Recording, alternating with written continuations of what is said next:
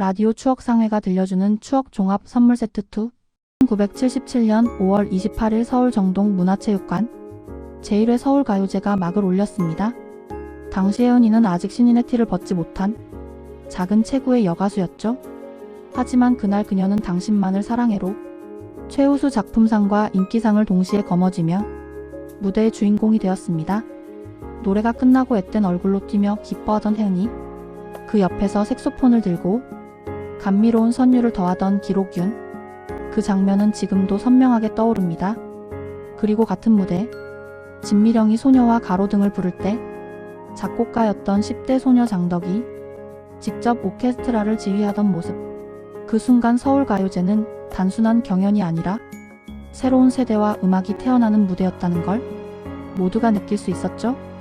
다음해 1978년 서울가요제는 서울국제가요제로 바뀌었고 1979년에는 한국 가요사의 길이 남을 장면이 탄생합니다.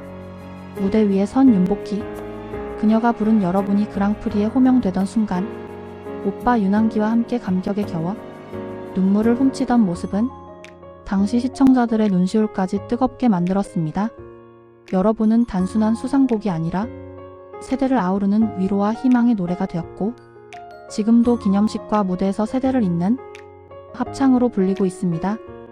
혜은이의 환한 미소, 장덕의 지휘봉, 윤복희의 눈물. 서울가요제는 우리 세대의 청춘과 감성을 담아낸 하나의 영화 같은 무대였습니다. 하지만 시간이 흐르며 문제도 드러났어요. 대회가 커질수록 형평성 논란과 막대한 개최 비용이 발목을 잡았고 결국 1985년 대회가 보류된 뒤 1986년을 마지막으로 역사의 막을 내리고 말았죠.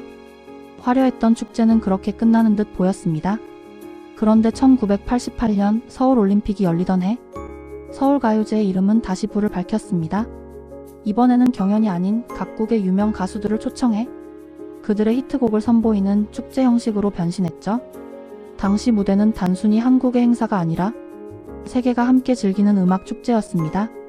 미국 MBC, 일본 NHK를 통해 위성 중계까지 되면서 전 세계가 한국의 무대를 지켜봤던 순간, 그 장면은 당시를 기억하는 분들에겐 가슴 벅찬 추억으로 남아있을 겁니다.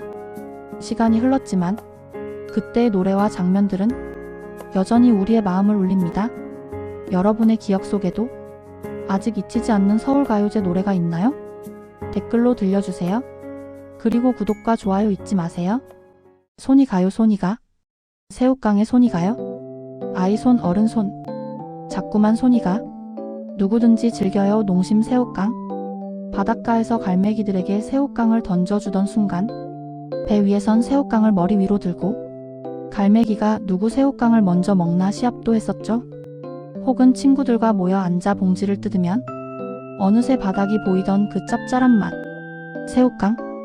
모두의 손이 멈출 수 없었던 바로 그 과자입니다. 시간을 거슬러 1970년대 초, 그때만 해도 라면도 낯설었고 먹고 살기 팍팍 하던 시절이었죠. 농심은 밀가루만 4.5톤 트럭 80대 분량이 사용하고 튀김 온도가 맞지 않아 헤아릴 수도 없이 시제품을 태워가며 마침내 기름이 아니라 뜨겁게 달군 소금의 열로 튀겨내는 세상에 없던 새로운 방법, 파칭 공법으로 새우깡을 만들어냅니다. 짭조름하면서도 고소한, 손이 멈추지 않는 맛의 비밀이 바로 여기서 비롯된 겁니다. 새우깡이 변함없이 사랑받는 이유는 새우깡 특유의 고소한 맛에 있습니다. 새우의 맛과 향을 극대화하기 위해 새우깡 한 봉지에 생새우 4~5마리를 갈아 넣어 새우깡만의 독특한 향과 맛을 구현해냈습니다. 그래서인지 새우깡 제품에는 생새우로 만든이라는 말이 함께 적혀있죠. 그런데 이 과자의 이름 왜 새우깡일까요? 사실은 농심 회장의 어린 딸이 아리랑을 아리깡 아리깡 이렇게 부르던 데서 시작됐습니다. 깡밥 깡보리밥 같은 순박한 울림. 여기에 새우가 만나 새우깡이 된 거죠. 참 정겹지 않나요? 그래서인지 이후 감자깡, 고구마깡, 양파깡까지 깡이라는 이름은 국민과자의 상징이 되었습니다. 또 하나 빼놓을 수 없는 건 시대마다 우리 곁을 찾아온 CF 모델들입니다. 1970년대엔 배우 김희갑, 국민 MC 송혜가 정겨운 이미지로 대중에게 다가왔고 1990년대엔 이재룡 유호정 부부가 따뜻한 가족적 분위기를 전했습니다. 이어 2000년대엔 당대 최고의 아이돌 그룹 SES와 신화, 그리고 배우 소희연, 모델과 배우인 남주혁, 드라마 스타 이종석 가수비까지 세대를 대표하는 얼굴들이 등장해 손이 가요를 함께 외쳤습니다. 그래서 새우깡 광고는 언제나 시대의 추억과 함께 기억됩니다. 여러분도 이런 경험 있으시죠? 밤늦게 공부하다가 봉지를 뜯는 순간 손이 멈추지 않아 책 대신 새우깡만 먹던 기억. 집에서 영화 볼 때 한 봉지 뜯으면 언제 다 먹었는지도 모르게 순식간에 사라진 기억. 돈 없어서 캔맥주 하나와 새우깡 한 봉지를 사서 편의점 앞 파라솔에서 먹었던 기억. 바닷가에선 갈매기들과 술자리에서는 소주와 맥주와 그리고 어린 시절 우리 손에는 항상 새우깡이 있었죠. 새우깡은 단순한 과자가 아니라 세대와 세대를 잇는 우리의 추억 그 자체였습니다. 시간이 흐르며 새우깡은 여러 변화를 시도했습니다. 매운 새우깡, 쌀 새우깡, 트러플이 들어간 새우깡, 블랙 와사비 새우깡까지 심지어 코코아 새우깡, 오징어 먹물 새우깡, 깐풍 새우깡 같은 지금은 사라진 도전들도 있었죠. 어떤 건 실패하기도 했지만 그만큼 새우깡은 끊임없이 변화를 꿈꾸며 사람들에게 새로운 맛을 전해주려 했습니다. 흥미로운 건 새우깡이 처음엔 롯데 이름으로 나왔다는 사실. 라면 사업을 둘러싼 형제의 갈등 끝에 농심이라는 이름을 달고 새롭게 태어나게 됐습니다. 또한 삼양과의 치열한 상표 분쟁, 국산 새우와 수입 새우를 둘러싼 논란. 새우깡은 단순한 과자가 아니라 한국 식품 산업사의 굵직한 장면마다 함께한 주인공이었습니다. 1990년대 광고 기억하시죠? 손이 가요 손이가 새우깡에 손이 가요? 이 노래는 지금도 들으면 절로 따라 부르게 됩니다. 질소과자 논란 속에서도 넉넉한 양은 여전히 가성비 값으로 사랑받았고 울적해서 노래방을 가면 노래방용 새우깡 봉지에서 한 바가지 퍼주던 기억. 새우깡은 우리 삶 속에 스며들어 특별하지 않지만 늘 곁에 있는 친구 같았습니다. 1971년 처음 세상에 나온 그날부터 지금까지 새우깡은 늘 우리의 곁에 있었습니다. 시간이 흘러도 변하지 않는 맛, 그리고 세대를 이어주는 따뜻한 추억. 새우깡은 단순한 과자가 아니라 우리의 삶을 함께 채워온 소중한 기억입니다. 그리고 요즘은 K-팝 데몬 헌터스 같은 글로벌 K-컬처 콘텐츠 속에도 새우깡이 등장해 또 다른 세대의 추억을 이어가고 있습니다. 혹시 지금 여러분 마음속에도 새우깡 한 봉지가 생각나지 않으신가요? 이야기가 마음에 드셨다면 구독과 좋아요 그리고 댓글로 여러분의 새우깡 추억을 함께 나눠주세요. 밤거리를 밝히던 극장 간판을 기억하시나요? 네온사인 불빛이 번쩍이고 사람들로 가득 찬 영화관 앞에서 표 한 장 손에 쥐려고 줄 서던 그 시절 말입니다. 오늘은 그때 그 시절 1980년대 한국 영화계를 뒤흔든 문제작 정인엽 감독의 에마 부인 이야기를 해보려 합니다. 1982년에 개봉한 이 영화는 단순한 흥행작이 아니었습니다. 당시 한국 사회와 영화계의 흐름을 바꿔놓으며 지금까지도 회자되는 작품으로 남아있죠. 개봉 당시엔 영화관 앞에 사람이 몰려 유리창이 깨질 정도였다고 합니다. 관객 수만 해도 31만 명이 넘었으니 지금으로 치면 정말 대단한 기록이 아닐 수 없습니다.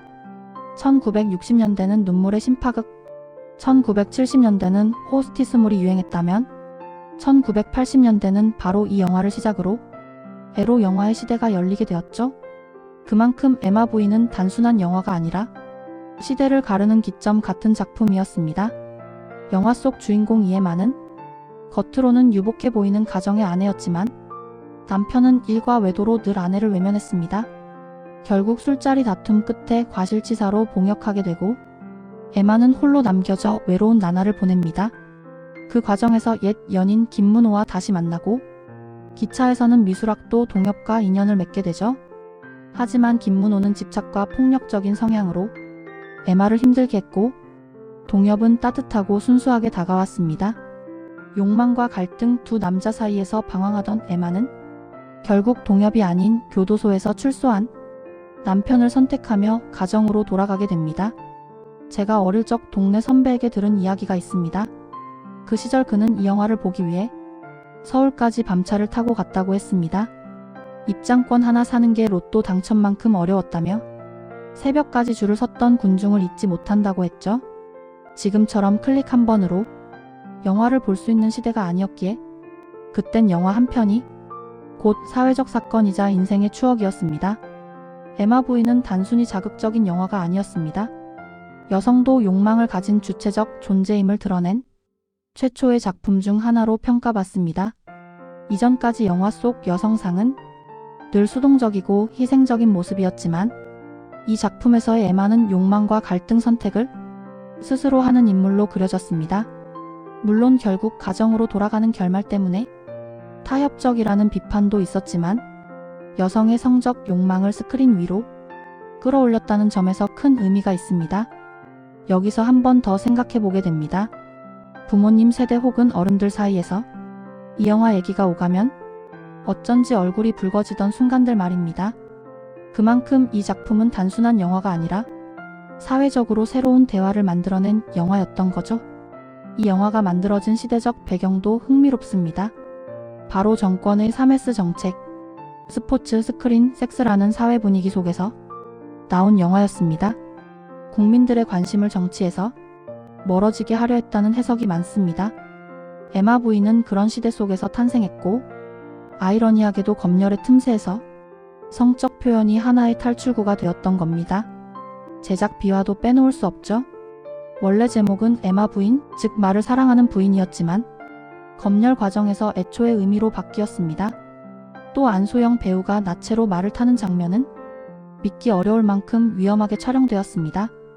안전장치 하나 없이 찍다가 실제로 다치기도 했으니 그야말로 목숨 걸고 찍은 영화였던 셈이죠. 얼마 전 IPTV에서 우연히 이 영화를 다시 본 적이 있습니다. 솔직히 요즘 시선으로 보면 촌스럽게 느껴지는 부분도 많았습니다. 하지만 동시에 여성의 성적 욕망을 이야기했다는 사실 하나만으로도 지금 다시 평가받을 가치가 충분하다는 생각이 들었습니다. 에마 부인은 이후 무려 13편의 시리즈로 이어지며 한국형 프랜차이즈 영화의 시초가 되었고 백상예술대상 신인상과 황금촬영상 금상을 수상하며 영화적 성과도 거뒀습니다. 단순히 선정적인 영화가 아니라 당시 사회와 문화 그리고 여성상을 새롭게 바라보게 만든 작품이었던 겁니다. 그리고 놀라운 사실 하나, 2025년 현재 이 영화는 넷플릭스에서 에마라는 새로운 제목으로 다시 소개되고 있습니다. 단순한 복원이 아니라 픽션 코미디 드라마 형식으로 각색되어 전 세계 시청자들에게 공개된 것이죠. 개봉 당시엔 충격과 논란의 중심이었던 영화가 수십 년이 지난 지금에는 한국 근현대사를 담아낸 문화적 아이콘으로 재조명되고 있습니다. 세월이 흘러도 여전히 살아 숨쉬는 작품이라는 걸 새삼 느낍니다. 혹시 이 영화를 직접 보셨던 기억이 있으신가요? 아니면 친구나 지인들에게서 전해 들은 이야기가 있으신가요? 아마 누군가에게는 금기의 상징이었을 테고 누군가에게는 젊은 날의 추억이었을 겁니다. 세월은 흘렀지만 어떤 기억들은 영화처럼 마음속에 남아 잊히지 않습니다. 에마 부인은 바로 그런 작품이 아닐까요? 시간이 흘러도 우리 가슴속 어딘가에 남아있는 따뜻한 추억처럼 말입니다. 오늘 제 이야기가 여러분의 기억 속 작은 불씨 하나를 다시 지펴드렸다면 좋겠습니다. 영상을 보시고 느끼신 추억이나 생각들을 댓글로 함께 나눠주세요. 그리고 이 이야기가 좋으셨다면 구독과 좋아요로 마음을 표현해주세요. 전 구욱 노래자랑 주말 낮 12시 TV 앞에 온 가족이 모이면 그 힘찬 외침이 들렸죠. 대한민국 전설의 국민 예능 이야기를 시작합니다.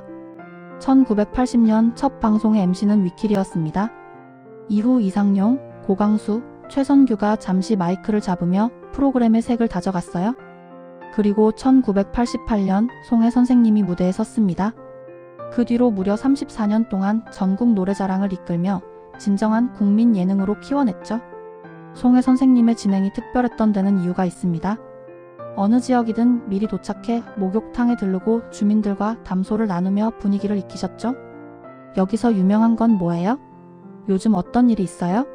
하고 정겹게 물으며 정보를 모았고 덕분에 녹화날 무대는 단순한 경연이 아니라 지역의 특색과 사연이 살아있는 축제가 되었답니다. 무대 뒤 따뜻한 장면들도 전해집니다. 전국 노래자랑 악단장 신재동은 어린이 출연자가 무대에 오를 때마다 잔돈을 준비해 용돈을 건넸어요. 아이들이 무대에 오르면 흐뭇하고 행복했어요 라고 회상했고, 얼마나 썼느냐는 질문엔 월세 정도는 날아간 것 같네요 라며 웃음을 자아냈습니다.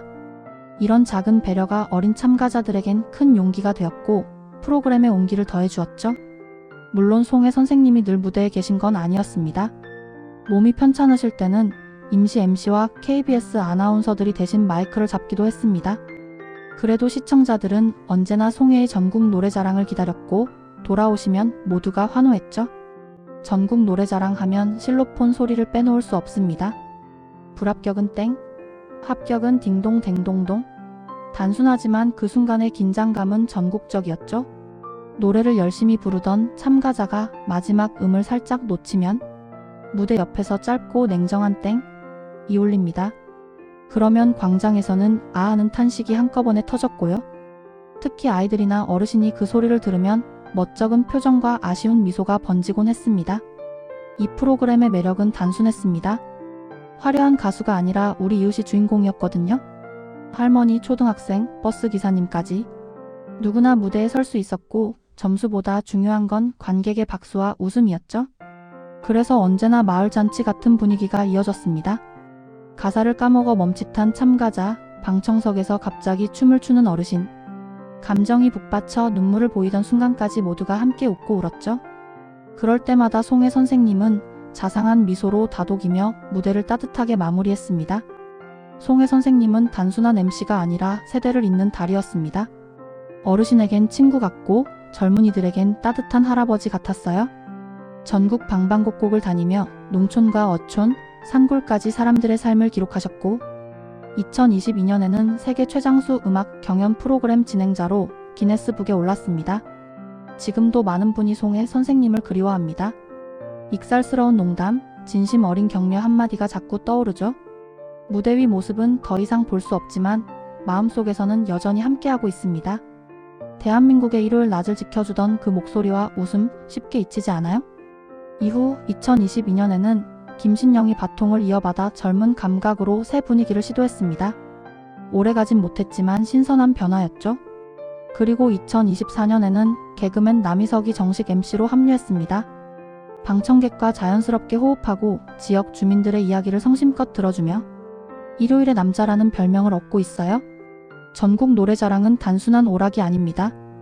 내 노래가 TV에 나온다는 기쁨, 무대에 선 용기를 응원받는 감동, 모두가 함께 웃고 박수친 기억이 세대를 아우르는 추억이 되죠. 지금은 유튜브와 SNS가 대세지만 그 시절 온 국민이 함께 즐길 수 있는 유일한 무대가 바로 전국 노래자랑이었습니다. 연말마다 열리던 왕중왕전도 빼놓을 수 없습니다. 한 해 지역 대회에서 사랑받은 참가자들이 한자리에 모여 다시 무대를 꾸몄고 단순한 결선이 아니라 전국의 노래 고수들이 펼치는 축제이자 진짜 국민 오디션이었죠. 그 무대에서 깜짝 스타가 태어나기도 해서 시청자들은 올림픽 보듯 손에 땀을 쥐며 응원했습니다. 트로트 가수 이찬원도 전국 노래자랑 출신입니다. 초등학생 때부터 여러 번 참가해 트로트 신동으로 화제를 모았고 이후 미스터트롯을 통해 전국적인 스타가 되었죠. 송가인은 정말 좋았네로 최우수상을, 임영웅은 일소일소 일로일로로 최우수상을 받으며 가요계에 발을 내디뎠습니다.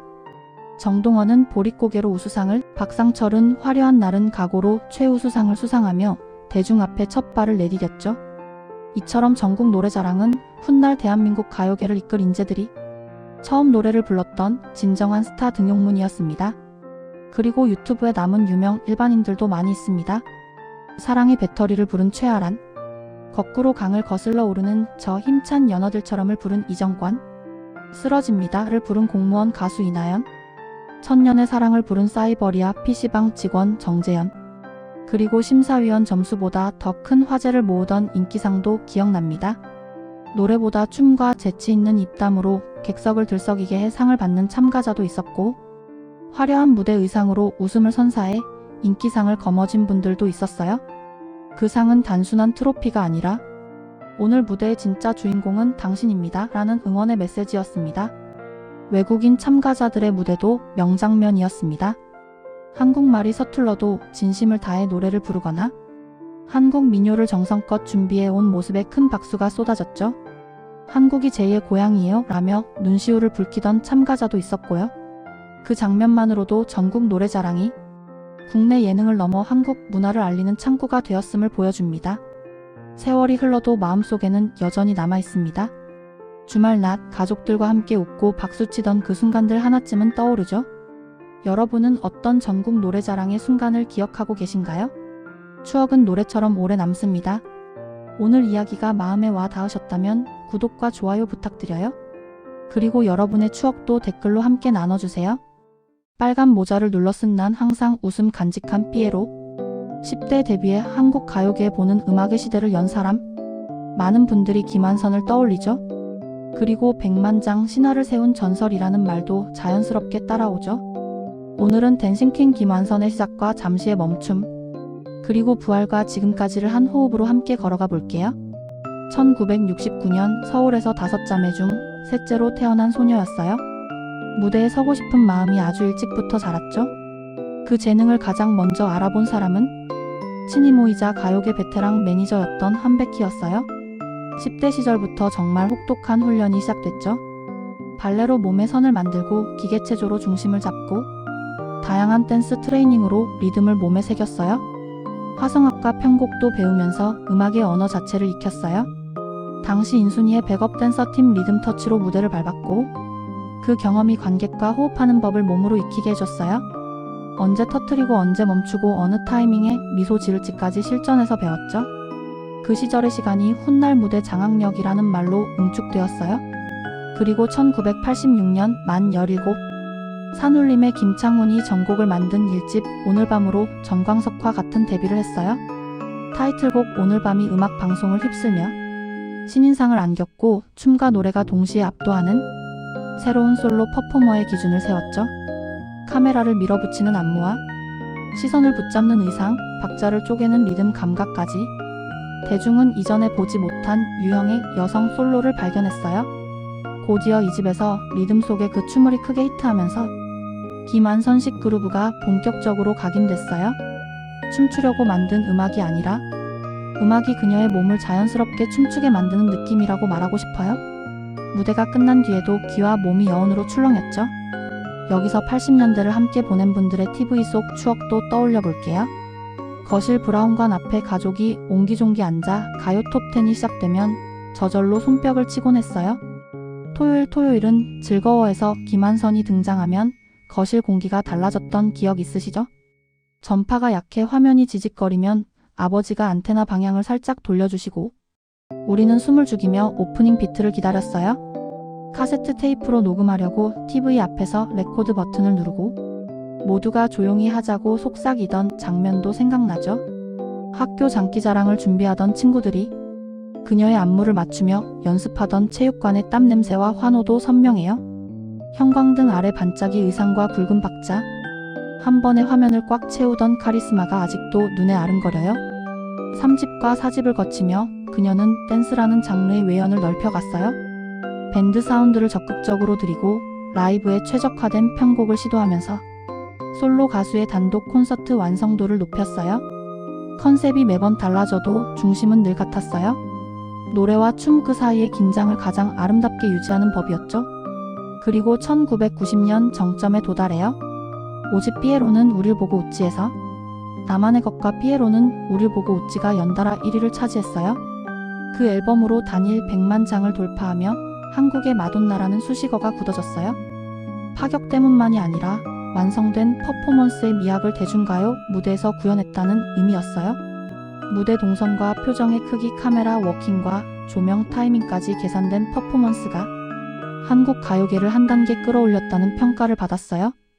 1996년 7집 이노센스로 돌아온 김한선은 재기의 신호를 보냈고 호흡은 한결 노련해졌고 몸짓은 덜어냈지만 시선은 더 강해졌어요.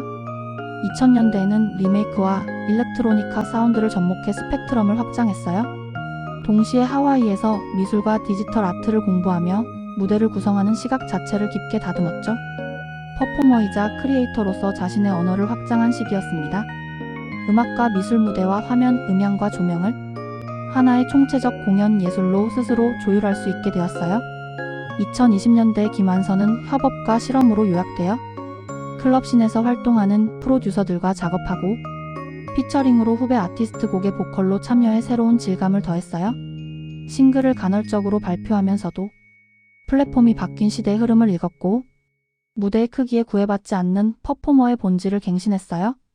그리고 2023년 춤추는 여성 아티스트들의 계보를 한 데 있는 프로젝트에 합류하며 큰 반향을 일으켰어요. 엄정화 이효리보와 화사와 함께 전국을 돌며 같은 무대에 섰고 세대가 달라도 음악과 춤이 연결될 수 있다는 사실을 증명했어요. 우리가 바라던 무대라는 말이 정말 잘 어울렸죠? 여기에 멈추지 않았어요. 2025년 초에는 레드벨벳 슬기와 듀엣 싱글 럭키를 발표해 세대를 잇는 협업을 완성했어요. 80년대 디스코 무드를 현대적으로 재해석한 프로덕션이 김완선의 오리지널 색채를 유지하면서도 젊은 세대의 청각으로도 매력적으로 다가갔어요. 선배가 후배를 품고 후배가 선배의 길을 확장하는 방식이 한 곡 안에서 균형을 이룬 보기 드문 사례였어요.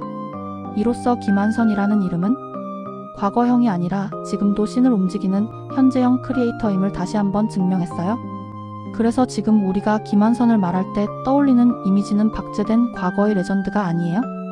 새 싱글로 후배와 호흡하고 방송에서 재치를 나누고 공연장에서 관객과 함께 땀을 섞는 살아있는 아티스트예요.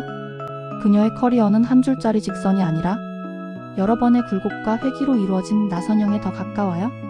어린 시절 연습실에서 시작된 리듬은 지금도 계속 회전하며 새로운 원을 그리고 있어요. 그 원이 얼마나 더 커질지는 아무도 모르겠죠. 다만 확실한 건 다음 무대가 열릴 때 우리 어깨가 또 먼저 반응한다는 거예요. 여러분의 추억이든 오늘 처음 만난 설렘이든 김완선은 여전히 우리를 춤추게 하는 이름이에요. 오늘 영상이 즐거우셨다면 구독과 좋아요 부탁드려요. 다음에도 좋은 이야기로 찾아올게요. 1977년 가을 문화체육관에 모인 대학생들이 자신들이 만든 노래로 무대에 올랐어요. 그날 서울대 보컬 그룹 샌드페블즈의 나 어떻게가 대상을 받으면서 하나의 신화가 시작됐죠. 대학생의 창작과 건전한 음악 문화를 내세웠지만 사실은 캠퍼스의 낭만과 패기가 공영방송 무대와 만나 폭발력을 얻은 순간이었다고 보면 돼요. 초창기에는 번안곡이 꽤 섞였어요.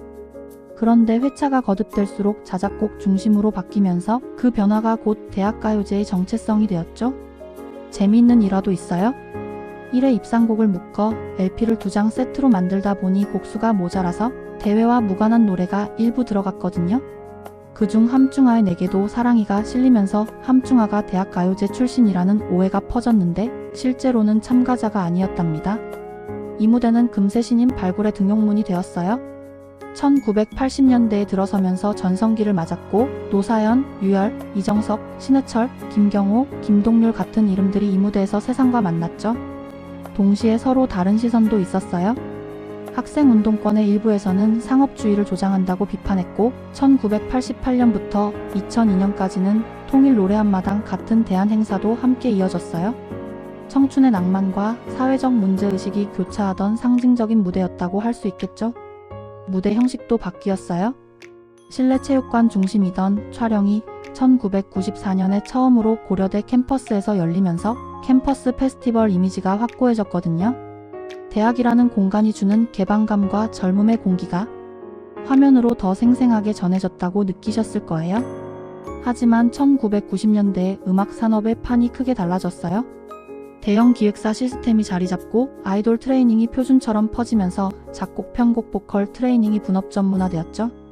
기업화된 프로 시장의 완성도가 높아지자 아마추어 중심의 대학가요제는 상대적으로 경쟁력이 떨어지기 시작했어요. 같은 방송사가 주관하던 강변가요제는 2001년에 막을 내렸고 TBC 해변가요제나 KBS 대학가요축제 같은 유사 포맷도 시대 변화 속에서 점차 힘을 잃었답니다. 2000년대에 들어서면 풍경이 더 복합적이 되었어요. 인디씬과 대학가요제가 서로 접점을 만들었고 어떤 팀은 인디에서 가요제로 또 어떤 팀은 가요제에서 인디로 이동하기도 했죠. 한편으로는 판정 논란이나 표절 의혹 같은 잡음이 간헐적으로 이어지면서 권위가 조금씩 소모되기도 했어요. 2005년 대상팀 익스가 잠깐 다음 자우림이 나왔다는 평가를 받으며 화제를 모았지만 상업적 소비가 과했다는 역풍도 있었어요. 새 스타를 쏟아내던 예전의 기세와는 차이가 커졌다고 느껴졌죠. 결정적인 변화는 오디션 프로그램의 대성공이었어요. 전국민 참여, 큰 혜택, 즉각적인 방송 노출이라는 포맷이 대학생 창작곡 경연이라는 좁은 모수의 가요제를 완전히 압도했거든요. 결국 2012년 제36회를 끝으로 대학가요제는 막을 내렸어요. 한 시대를 상징하던 무대가 역사 속으로 들어가던 순간이었죠. 그렇지만 기억은 계속 이어졌어요. 출신자들의 네트워크와 동문 공연이 열렸고 2019년에는 지상파가 아닌 MBC 플러스 계열에서 대학가요제가 한 차례 부활했어요. 일산 호수공원 야외 특설무대에서 본선이 열렸고 방송도 되었죠. 다만 이듬해부터는 팬데믹과 관심 하락이 겹치면서 다시 소식이 뜸해졌고 다른 방송사나 지자체가 주최하는 유사 행사가 간헐적으로 등장했다가 사라지기를 반복했어요. 그리고 2025년에 오리지널 주최사인 MBC가 직접 MBC 대학가요제 부활을 예고했어요. 13년 만에 원래 이름 그대로 돌아오려는 움직임이라 반가우셨을 거예요. 산업 구조는 많이 바뀌었지만 젊은 창작이 주인공이 되는 무대라는 본질은 여전히 유효하다고 생각해요. 오디션 프로그램과는 다른 오롯이 창작곡 중심의 실험과 발견이 가능한 장이라는 미덕은 지금도 분명한 가치가 있으니까요. 대학가요제의 유산은 단순한 추억을 넘어선다고 느껴요. 대학생들이 만든 노래가 무대에서 대중과 만나던 드문 통로였고 한국 대중음악사에서 록 밴드 사운드의 공백을 메우던 실험실이었으며 한 시대 청춘의 낭만과 갈등을 함께 기록한 아카이브이기도 했거든요. 샌드페블즈의 나 어떻게 해서 무한 궤도의 그대에게까지 그 무대에 섰던 수많은 팀과 노래가 지금도 우리의 플레이리스트 어딘가를 조용히 비추고 있을 거예요.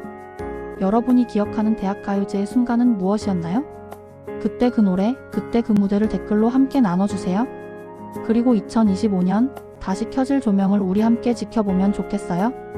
오늘 이야기가 마음에 드셨다면 구독과 좋아요가 다음 이야기를 준비하는 데 큰 힘이 돼요. 그 여름 카세트 테이프를 뒤집던 손가락 기억나세요? 교실 스피커에서 흘러나오던 첫 멜로디에 가슴이 콩닥이던 그때 말이에요. 오늘은 그 시절을 단번에 불러오는 이름 Fly to the Sky 이야기로 문을 열어볼게요. 환희와 브라이언 두 목소리가 한 장면처럼 겹치던 그 순간들 떠오르시죠? Fly to the Sky는 SM에서 2인 남성 보컬 듀오로 데뷔했어요. 첫인상은 말 그대로 아이돌에 가까웠죠. 1집 데이 바이 데이로 얼굴을 알리고 방송과 음악 프로그램에서 존재감을 차근차근 쌓아왔어요. 그러다 어느 날부터 사운드의 무게중심이 살짝 이동합니다. 달콤한 팝 감성에서 깊이 있는 R&B와 미디엄 템포 발라드로 방향을 확 틀었죠. 그 지점에서 팀의 정체성이 또렷해졌어요. 시 오브 러브와 미싱 유가 바로 그 증명이지요. 후렴에서 두 사람이 교차하며 쌓는 하모니와 마지막에 겹쳐지는 애드립이 감정을 폭발시키죠. 그래서 많은 분들의 마음속에 오래 박혀 있었던 거예요. 멤버의 결을 들여다보면 더 재미있어요. 환희는 굵고 호소력 있는 톤의 메인 보컬이에요. 고음을 올릴 때도 힘으로만 밀지 않고 울림과 여유를 남기는 스타일이죠. 초기에는 파격적인 헤어와 스타일링 때문에 숙소 가서 울었다고 농담처럼 말하곤 했어요. 그 시절의 실험마저 지금은 팀의 역사를 말해주는 다정한 추억이 되었지요. 무대에서 환희는 늘 진지하게 몰입하는 타입입니다. 표정과 손 제스처까지 호흡과 맞물려 올라오니 듣는 우리도 어느새 감정의 파도에 올라타게 돼요. 브라이언은 팀의 색을 넓혀주는 다재다능함이 강점이에요. 한국계 미국인으로서 초반엔 랩과 보컬을 오가며 분위기를 환기시켰고 클린한 톤으로 환희의 묵직함과 대비를 이루었죠. 말재치가 좋아 예능과 진행에서도 존재감을 보여줬어요. 무대에서는 빈 공간을 섬세하게 채우고 예능에서는 공기를 가볍게 띄우며 팀의 호감도를 높였죠. 이렇게 결이 다른 두 사람이 만나 플라이 투 더 스카이만의 시너지가 완성된 거예요. 음악적 전환점은 분명했습니다. 아이돌 감성에서 한 발 물러나 R&B 중심으로 옮기며 편곡과 코러스 라인이 훨씬 풍성해졌어요. 라이브에서 특히 빛을 발했죠. 한 명이 길게 호흡을 끌어올리면 다른 한 명이 그 사이를 포근히 감싸고 클라이맥스에서는 둘이 동시에 치고 올라갔다가 다시 서로를 받쳐주는 합이 완성돼요. 그래서 이 구조가 보컬 듀오 하모니의 레퍼런스로 오래 회자되는 거죠. 잠깐 여기서 한 번 더 귀를 세워볼까요? 이어폰 볼륨을 살짝 올리고 시 오브 러브 후렴 첫 마디를 떠올려보세요. 지금도 바로 따라 부르게 되는 그 직관적인 후크가 여전히 살아있죠. 팀의 여정이 늘 순탄하지만은 않았어요. 소속사를 옮기고 각자 활동으로 숨고르기를 하며 개인 커리어를 넓혀갔죠. 그러다 재결합 이후 앨범과 무대에서 우리가 사랑했던 바로 그 감성이라는 말을 다시 끌어냈어요. 시간이 흘러도 변하지 않는 두 사람의 합이 핵심이지요. 목소리의 성격은 그대로인데 경험이 쌓이며 해석의 깊이가 더해졌어요. 그래서 오래된 팬도 새로 입문한 팬도 함께 품을 수 있었던 거예요. 요즘 근황도 살짝 나눠볼게요. 브라이언은 예능과 진행 그리고 라이브 커머스까지 활발하게 활동하고 있어요. 깔끔한 멘트와 편안한 진행으로 입담 좋은 호스트 이미지를 확실히 굳혔죠. 방송과 디지털 플랫폼을 오가며 새로운 무대를 꾸준히 만들어가고 있습니다. 환희는 보컬리스트로서의 정체성에 충실하게 무대를 이어가며 컨디션 관리에도 공을 들이죠. 때론 일정 조정이 필요할 때도 있지만 팬들에게는 늘 진심 어린 메시지와 좋은 무대를 약속하며 차분히 호흡을 맞춰가고 있지요. 또 하나 흥미로운 흐름이 있어요. 요즘 다시 불붙은 패러디 열풍입니다. 특히 시 어브 러브 뮤직비디오의 미장센을 과장되게 재현하거나 진지함을 끝까지 밀어붙여 웃음을 만드는 방식이 유행처럼 번졌죠. 코미디 채널은 물론이고 지방자치단체 홍보 채널까지 이 컨셉을 차용해 지역 명소를 배경으로 시 어브 러브 스타일의 영상들을 쏟아내고 있어요. 원본의 감성과 키치한 디테일을 요즘 방식으로 복원하니 진지해서 더 웃기다, 레전드의 재발견 같은 반응이 이어지지요. 과거의 명곡과 상징적 이미지가 숏폼 문법으로 재가공되어 다시 눈앞에 나타나는 장면은 지금 디지털 문화가 만든 멋진 2차 창작이에요. 왜 하필 플라이 투 더 스카이일까 하는 생각이 자연스레 떠오르죠. 첫째, 선율이 강력해요. 후렴이 시작되면 누구나 따라 부를 만큼 직관적이고 감정선이 끌어올려지는 구조예요. 둘째, 캐릭터가 분명합니다. 서로 다른 톤과 무대 매너의 대조가 영상적으로 재미를 주니 편집 포인트가 확실해요. 셋째, 시간의 정당성이 있어요. 레전드라 불릴 만큼 축적된 무대와 기록 위에 패러디든 리메이크든 유머러스가 깔리죠. 그래서 요즘 세대에겐 새로운 밈으로 예전 세대에겐 반가운 기억으로 동시에 작동하는 거예요. 환희는 감정의 고도를 끌어올리는 주연 배우 같은 보컬리스트예요. 한 소절을 길게 끌며 미세한 떨림으로 청자를 끌어당기는 방식은 단순한 고음 과시가 아니라 이야기를 세우는 힘이지요. 브라이언은 무드의 설계자예요. 곡의 빈틈을 채우는 애드립과 중저역의 안정감, 그리고 무대 밖에서 보여주는 친화력 있는 캐릭터까지 팀의 결을 매끈하게 이어줍니다. 둘이 만나면 한 곡이 한 편의 드라마처럼 펼쳐지죠. 도입에서 인물 소개가 끝나고 프리코러스에서 갈등이 고조되며 후렴에서 해소와 카타르시스가 터지는 흐름이 선명해요. 그래서 지금도 많은 후배 보컬들이 그 공식을 공부하고 있지요. 두 목소리가 하나의 감정을 만듭니다. 데뷔는 아이돌이었지만 도착지는 한국식 R&B 듀오의 표준이었죠. 그리고 지금의 패러디 붐은 그 표준이 얼마나 단단했고 시간이 그 가치를 어떻게 증명했는지 보여주는 증거예요. 무엇보다 우리의 시간 속에 남은 건 노래 시작 전 두근거림과 끝나고 난 뒤의 여운입니다. 세월이 흘러도 잊히지 않는 추억으로 우리 곁에 오래 남아줄 거예요. 구독과 좋아요로 다음 추억 여행을 함께 떠나주시면 좋겠어요. 강바람, 시원한 밤 공기, 낯선 노래에 첫눈에 반해버리던 순간들. 오늘은 그 모든 장면을 모아주던 무대, MBC 강변가요제 이야기입니다. 시간을 살짝 거슬러 북한강 강변으로 떠나보아요. 강변가요제는 이름 그대로 강가에서 열린 축제였어요. 1979년 여름 가평 청평 유원지에서 막이 올랐습니다. 이후 남이섬을 거쳐 90년대부터는 춘천 중도 유원지와 공지천으로 옮겼죠. 잔디밭이나 강변 데크에 앉아 강바람을 맞던 느낌? 상상만 해도 음악이 들리는 것 같지 않나요? 태생도 독특했습니다. 라디오국이 주도해 시작했거든요. 초창기 이름은 MBC FM 강변축제였습니다. FM DJ들이 사회를 받고 본선 날이면 TV와 라디오가 동시에 생중계됐죠. 전국이 한밤에 같은 노래를 듣고 같은 박수를 쳤습니다. 플랫폼이 많지 않던 시절 라디오는 무대로 이어지는 마법 같은 달이었어요. 강변가요제의 계절은 언제나 한여름이었습니다. 7월 말에서 8월 초 휴가의 절정이죠. 낮엔 물놀이, 밤엔 음악. 처음 듣는 팀의 노래에 마음을 빼앗기곤 했습니다. 그 무대에서 수많은 스타가 태어났죠. 제이에게 이선희, 담다디의 이상은, 흥보가 기가 막혀의 육각수, 홍삼 트리오의 기도, T3세 매일매일 기다려. 그 곡들은 그 시절의 공기를 통째로 품고 있어요. 주현미, 이상우, 장윤정 같은 가수도 이 무대를 거쳤습니다. 본선 곡이 음반으로 발매되던 관례 덕에 많은 사람들의 카세트 테이프 속에서 그 여름이 오래 재생됐습니다. 대학가요제와의 차이도 분명했었죠. 대학가요제가 TV 중심의 화려한 예능 감각을 앞세웠다면 강변가요제는 라디오의 따뜻함과 현장의 생동감을 품었죠. 라디오 추억상회처럼요. 방송 전부터 FM 프로그램이 참가자들의 목소리와 이야기를 들려줬습니다. 그래서 본선을 보러 가면 이미 절반은 그들의 팬이 된 기분이었죠. 춘천에서 열릴 땐 춘천 MBC가 제작에 참여했습니다. 시상식에서 직접 상을 건네는 장면도 있었죠.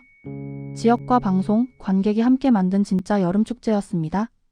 하지만 90년대의 음악시장이 크게 달라졌어요. 기획사 시스템이 자리 잡고 아이돌이 등장했죠. 대중의 시선은 대형 퍼포먼스로 쏠렸고 아마추어 창작 무대의 인기는 서서히 줄었습니다. 변화에 맞춰 1999년에는 학력 제한을 없앴어요. 만 17세 이상이면 누구나 참가할 수 있게 했죠. 그러나 흐름을 되돌리기엔 역부족이었고 결국 2001년 22회를 끝으로 막을 내립니다. 그 무대와 함께 여름이 끝났다고 말하는 이도 많았죠. 그만큼 상징적인 종착점이었습니다. 그 후에도 사람들 마음속에 강변가요제는 계속됐습니다. 대학가요제처럼 오비 모임이 꾸준하진 못했지만 방송에서 수상자들이 수십 년 만에 다시 만나는 장면이 소개되기도 했죠. 많은 이들의 추억이 살아났습니다. 영상 자료는 문화방송과 춘천 MBC에 보관되어 있어요. 춘천 MBC 유튜브 채널에서도 일부 무대를 볼 수 있죠. 당시를 직접 살지 않았어도 화면을 보는 순간 아, 여름의 온도가 이랬구나 알게 되죠. 그리고 반가운 소식이 이어졌습니다. 2021년 강원도 원주시 간현관광지에서 MBC 강변가요제 레전드가 열렸어요.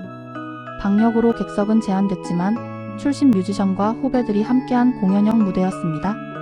우리가 돌아왔어요 라는 인사가 밤 공기를 채웠죠. 2022년에는 강변가요제 뉴챌린지가 시작됐습니다. 본래의 경연 형식에 가까운 대회였고 예선을 거쳐 본선이 생방송으로 펼쳐졌죠. 2023년에도 대회는 이어졌습니다. 전통이 지금의 청춘에게로 다시 건너가는 장면을 우리는 눈앞에서 볼 수 있어요. 왜 사람들이 강변가요제를 좋아하는지? 이유는 분명합니다. 무대가 자연과 닿아 있었고 라디오가 사람들을 하나로 묶어주었기 때문이죠. 아마추어의 용기가 프로의 세계로 건너가던 달이었죠.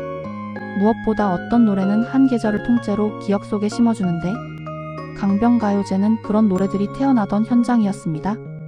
그리고 그 현장을 함께 지켜본 관객이 있었죠. 여러분의 기억도 궁금한데요. 강변가요제와 얽힌 이야기, 좋아했던 팀과 노래를 들려주세요. 지금 사랑하는 신인 아티스트를 알려주셔도 좋아요. 언젠가 또 다른 여름밤, 또 다른 강변에서 우리의 응원이 누군가의 첫 무대를 빛낼지 모릅니다. 이야기가 좋았다면 구독과 좋아요로 응원해주세요. 혹시 하늘을 자세히 바라본 적 있으세요? 사람들이 잘 모르는 옛날 우리나라 UFO 이야기를 해보고 싶어서 말이에요.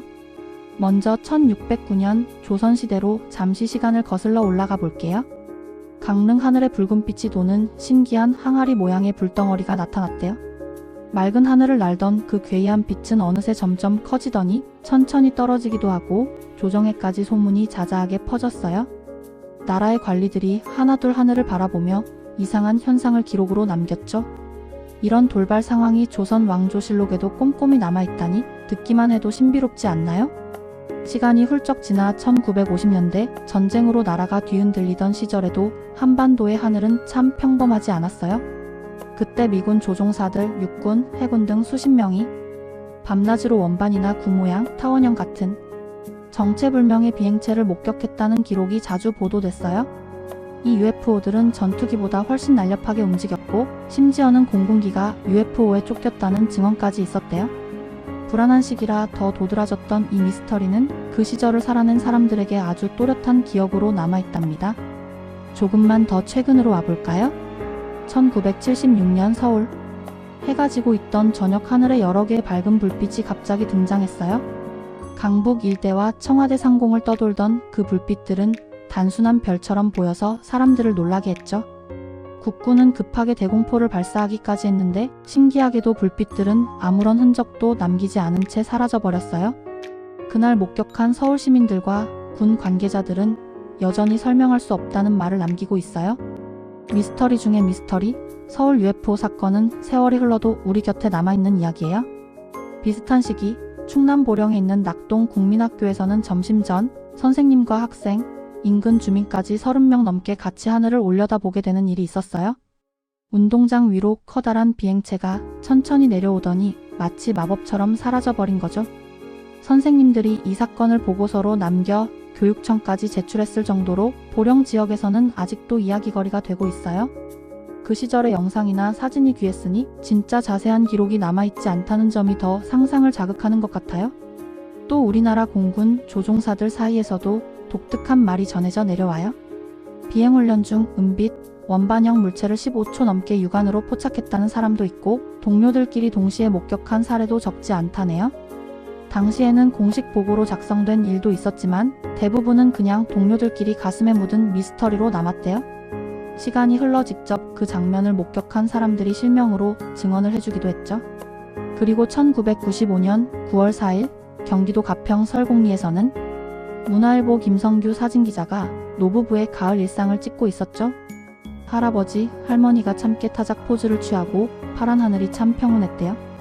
그런데 0.23초 간격으로 셔터를 누르던 중 3장 중 두 번째 사진에만 정체 모를 물체가 찍혔습니다. 김 기자는 그 순간 번쩍하는 느낌과 약간의 어지러움을 느꼈다고 해요. 필름과 원본이 온전히 남아 철저한 검증이 가능했고 군에도 문의했지만 당시 그 지역은 비행금지 구역이라는 답을 들었죠. 이틀 뒤인 9월 6일 문화일보 일면과 KBS 뉴스가 이 사진을 보도하면서 전국이 술렁였습니다. 코닥 본사는 조작 흔적이 없다고 했고 국내 세계적으로 다양한 분석 결과를 내놨어요. 그래서 사람들은 이 사진을 엄청난 속도로 선회하던 UFO를 우연히 포착한 결정적 순간이라 부르게 되었답니다. 이처럼 우리나라에도 UFO를 직접 봤다는 목격담과 자료들이 오랫동안 쌓여왔어요. 아직까지 완벽하게 밝혀진 건 없지만 이런 이야기들이 있기에 하늘을 보는 순간마다 작은 두근거림과 상상이 살아나요. 혹시 어릴 때나 지난밤에 창밖을 보다 정체불명의 빛을 본 적 있나요? 앞으로도 우리 하늘은 언제든 미스터리한 사건으로 가득 찰 수 있답니다. 참, 마지막으로 한 가지 더요. 최근 미국에서는 요격과 관련된 공식 발표도 이어졌어요. 2023년 2월 중국 정찰 풍선 사태 직후 사흘 사이에 알래스카와 캐나다 유콘, 미 레이크 휴런 상공에서 정체불명 비행물체 3기가 전투기에 의해 연달아 격추되었다는 발표가 있었고 이후 백악관은 이들 물체가 상업취미 연구용 등 무해한 풍선일 가능성이 높다고 정리하며 탐지 식별 절차를 보완하겠다고 밝혔죠. 또 2025년에는 미 의회 청문회 자리에서 2024년 예멘 해역 상공에서 촬영된 빛나는 구체를 상대로 요격 시도 영상이 공개되며 논쟁이 커졌습니다. 국방 당국은 영상을 두고 신중한 입장을 유지했지만 미확인 물체에 대한 대응이 실제 작전 환경에서도 논의되고 있다는 점은 분명해 보였습니다. 이야기 나누다 보니 괜스레 밤하늘이 더 궁금해지네요. 결국 우리의 몫은 호기심과 정확한 기록, 그리고 차분한 검증이겠죠? 오늘 이야기가 흥미로우셨다면 구독과 좋아요 꼭 부탁드려요. 한국 청춘들의 심장을 뛰게 만든 바로 그 장르, 홍콩 영화에 대해서 얘기해보겠습니다. 그 시절 극장가를 뒤흔든 영화들, 배우들, 그리고 한국에서의 CF 이야기까지 풍성하게 준비했으니 편하게 들으세요. 특히 홍콩 느와르는 총만 난사하는 액션이 아니라 의리와 배신, 복수와 형제 같은 감정이 서늘한 공기 속에서 부딪히는 세계예요. 화면엔 슬로 모션이 자주 쓰이고 선글라스, 담배, 트렌치코트 같은 상징들이 한 편의 아이콘처럼 바뀌죠. 음악과 미장센은 이상할 만큼 공들여져 있고요. 한국에서는 1986년 영웅 본색이 들어오면서 이런 감성 액션도 있구나 하고 큰 파도가 시작됐습니다. 당시 국내는 헐리우드 직배가 자유롭지 않았고 액션 범죄 장르의 선택지도 넉넉하지 않았잖아요. 마침 홍콩에서 날아온 화려한 액션과 멜로 감성이 그 빈자리를 채워줬고 잡지와 TV CF에서 홍콩 스타들을 계속 보니까 더 친근해져서 자연스럽게 극장으로 발걸음이 이어졌죠. 홍콩 영화 대표작 8편을 보면서 왜 명작인지, 어떤 장면이 기억에 남는지 소소한 비하인드와 감상 포인트까지 함께 봐요. 가장 먼저 영웅 본색입니다. 553, 우리가 존 우라고 부르는 감독이 의리 형제의 배신의 감정선을 총격 발레 같은 연출로 번역해버린 작품이에요. 저예산적인 홍보였는데도 홍콩 박스를 뒤집고 주윤발을 하루아침에 슈퍼스타로 만들었죠. 선글라스에 트렌치코트, 성냥개비, 그리고 풍림각, 총격전, 슬로 모션과 음악이 감정을 점화시키는 순간들이 줄줄이 나옵니다. 장구경이 부른 테마곡 당년정은 지금 들어도 심장이 살짝 저릿해요. 한국에선 1987년에 크게 터졌고 이 기세로 주윤발이 밀키스 CF까지 찍으면서 완전히 국민적 아이콘이 됩니다. 팁을 하나 드리면 1편 보고 바로 지존무상을 이어보세요. 인물들의 감정선이 더 선명하게 이어집니다. 다음은 첩혈상홍입니다. 이번에도 553인데 킬러와 형사가 서로를 알아보며 묘한 우정까지 싹 트는 도덕적 아이러니가 뼈대예요. 명장면은 단연 교회 결전이에요. 비둘기가 훨훨 날고 총성이 울리는데도 이상하게 성과를 듣는 듯한 느낌이 듭니다. 폭력의 비애가 성스럽게 들리는 묘한 체험을 하게 되죠.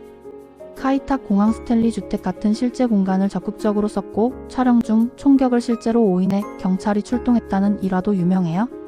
액션 영화지만 감정은 꽤 멜로에 가깝습니다. 주윤발과 데니리의 눈빛, 호흡만 따라가도 영화가 더 풍성하게 보일 거예요. 세 번째로 열혈남아 얘기를 할게요. 홍콩의 소심한 조직원 유덕화는 사고 뭉치 절친 때문에 매일 밤거리 야근 중인데요. 섬에서 올라온 장만옥을 만나자 총성 대신 심장이 먼저 쿵쾅 거리죠. 왕가위 특유의 내용과 느린 셔터가 스치면 사랑이냐 의리냐 전광판처럼 번쩍거리고 절친은 이번엔 진짜 크게 가자 라며 폭주하는데 유덕화는 이길 듯 괜찮을까? 하고 흔들리죠. 청춘은 늘 과속 중이었고 잠깐 스친 포옹과 파란빛의 밤이 아주 오래 남아요. 네 번째는 천장지구입니다. 베니찬 연출, 유덕화와 5000년의 액션 멜로 정점이에요. 갱단 운전수와 상류층 소녀의 사랑이 바이크와 웨딩드레스라는 이미지로 영원히 각인됩니다. 도주 중 흩날리는 드레스와 황혼빛 도로가 눈에 아른거립니다. 로 대유의 음악이 딱 얹히면 심장 직격이에요. 유덕화의 극중 이름 화디가 실제 별명으로 굳어졌고 5000년의 순백 이미지는 당시 광고 화보 트렌드까지 바꿔놨어요. 누아르와 멜로의 밀당을 즐기고 싶을 때 아주 좋습니다. 왕가위가 조금 어렵게 느껴지는 분이라면 이 작품으로 감정선부터 몸을 풀어도 좋아요. 다섯 번째는 아비정전입니다. 장구경의 만보춤으로 전세계적으로 유명해진 영화죠. 크리스토퍼 도일의 카메라가 정지 이동 공기만으로 인물의 공허를 잡아냅니다. 장구경, 장만옥, 유덕화, 유가령, 장하구가 총출동하고 엔딩에 양조위가 깜짝 등장해요. 나는 1960년 4월 16일 너와 1분을 함께했다라는 대사가 시간을 붙잡아 기억으로 바꾸는 영화의 마음을 정확히 들려줍니다.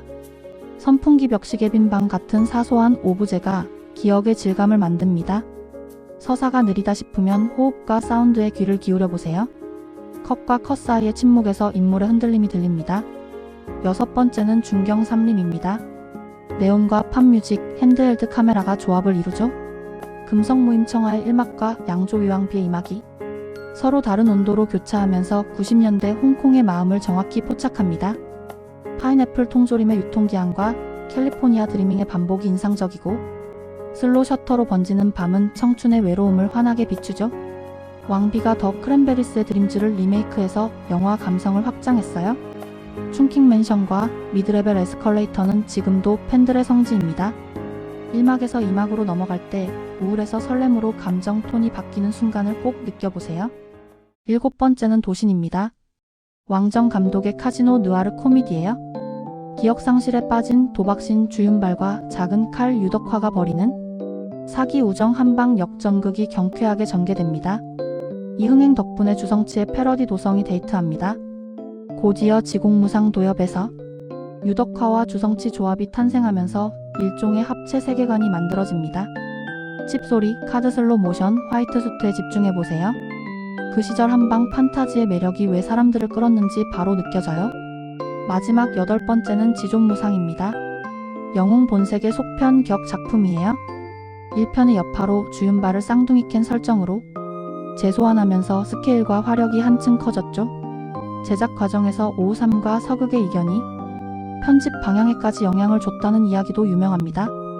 뉴욕과 홍콩을 가로지르는 총격전과 화이트 수트 선글라스의 카리스마가 강렬하고 총성이 비극의 합창처럼 커지죠. 1편의 감정을 좋아하셨다면 2편의 광기와 과잉을 미덕으로 즐겨보세요. 그 무리수들이 전설을 더 키웠습니다. 여기까지 훑어보면 왜 8090년대 홍콩 영화가 한국 문화 전반에 깊게 스며들었는지 감이 오실 거예요. 독특한 스토리와 스타일, 배우들의 아우라가 청춘들의 가슴을 흔들었고 지금도 여전히 살아있죠. 그리고 요즘은 영화만 보고 끝내지 않잖아요. 영화 속 공간을 직접 걸어보는 성지순례 여행이 한창입니다. 침사추이 충킹맨션에서 중경삼림 1막의 공기를 먼저 마셔보세요. 낮과 밤의 분위기가 완전히 달라서 사진 찍기에도 딱 좋습니다. 스타페리를 타고 센트럴로 건너가 미드레벨 에스컬레이터를 오르내리며 그레이엄 스트리트 시장을 보다 보면 왕가 위의 리듬이 몸에 뵐 거예요. 골목을 한두 블록만 비틀면 양조위와 왕비가 스쳤던 미드나잇 익스프레스 분식바 자리의 공기도 느낄 수 있어요. 해가 지면 야우마테이 템플 스트리트 야시장에서 네온과 붉은 아치, 노점의 소음과 열기 속을 걸어보세요.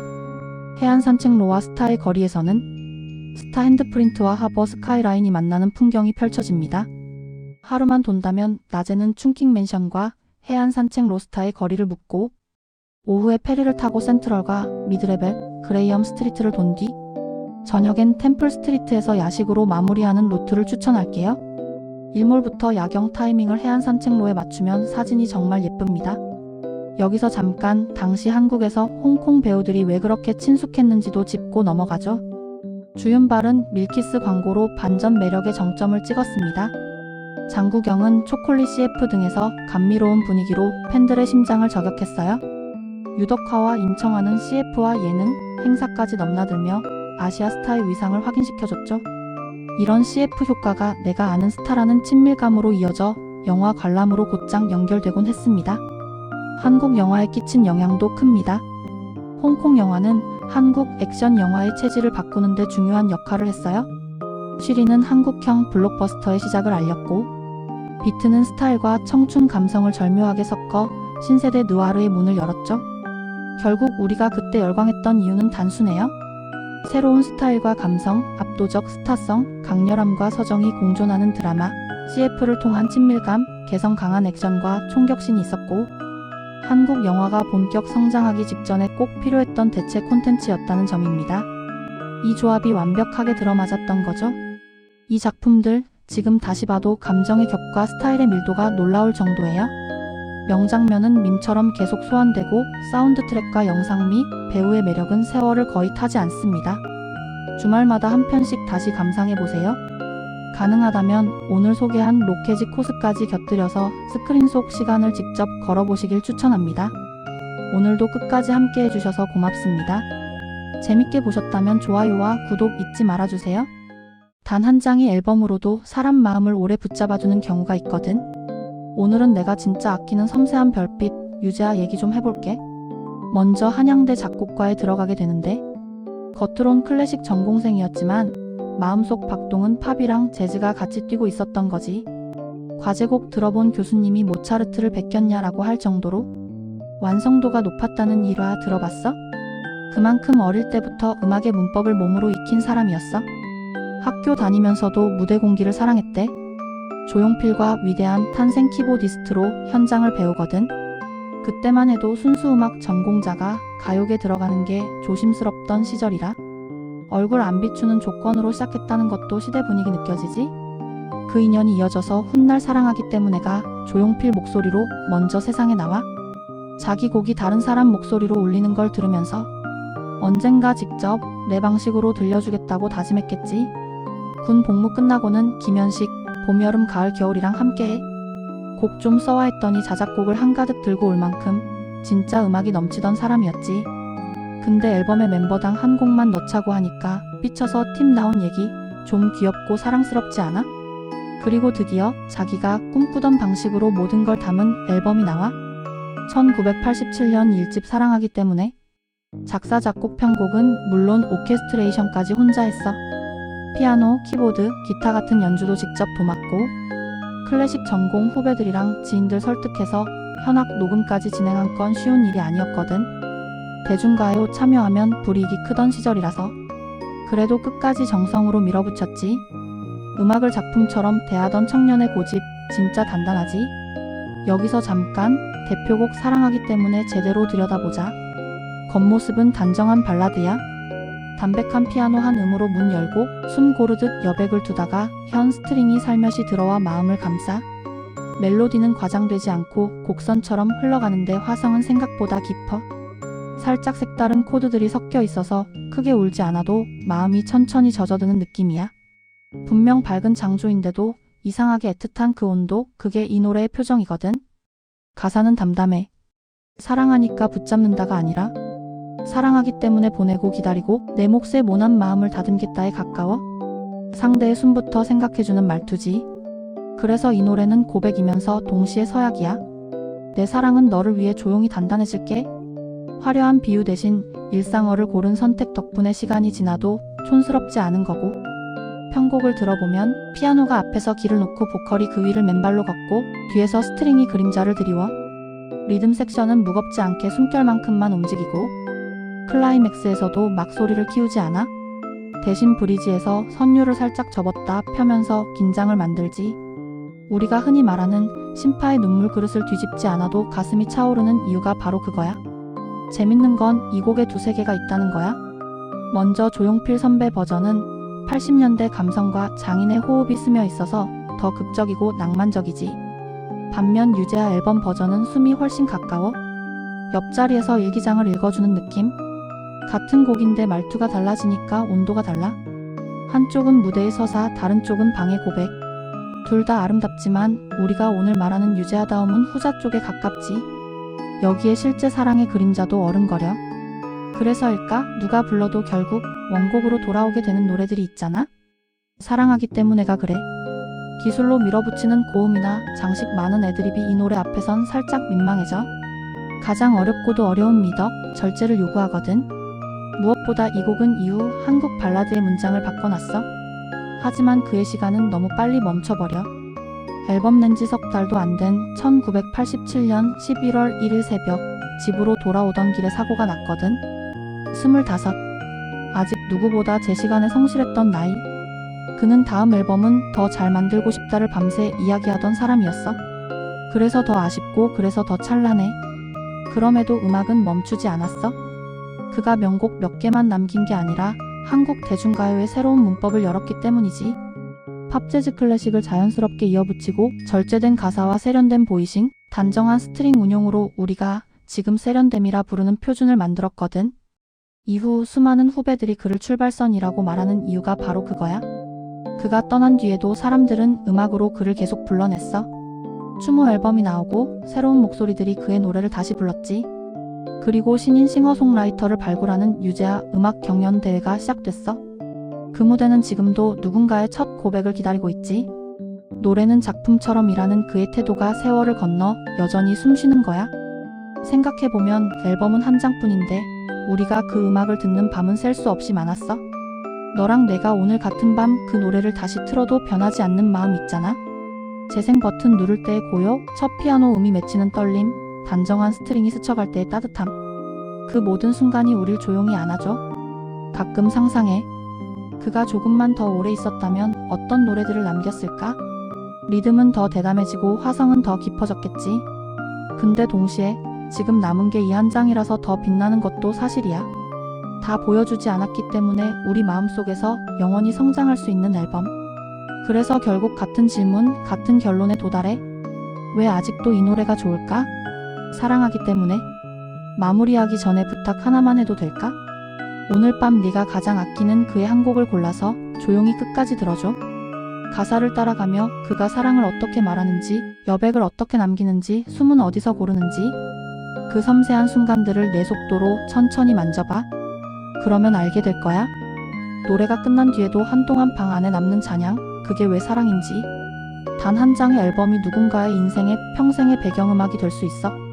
너랑 내가 오늘 같은 밤 그 노래를 다시 틀면 또다시 처음처럼 만나게 되지. 잔향이 오래 남았다면 좋아요, 구독도 부탁해. 오늘은 정말 특별한 인물에 대해 이야기해 볼 거예요. 바로 액션 영화의 살아있는 전설, 성룡입니다. 여러분은 성룡 하면 무엇이 떠오르세요? 아마 위험천만한 액션씬, 코믹한 표정, 그리고 스턴트를 직접 하는 그의 철학이 떠오를 겁니다. 하지만 그가 어떻게 지금의 성룡이 되었는지 그 뒤에 숨은 이야기까지 알고 계신가요?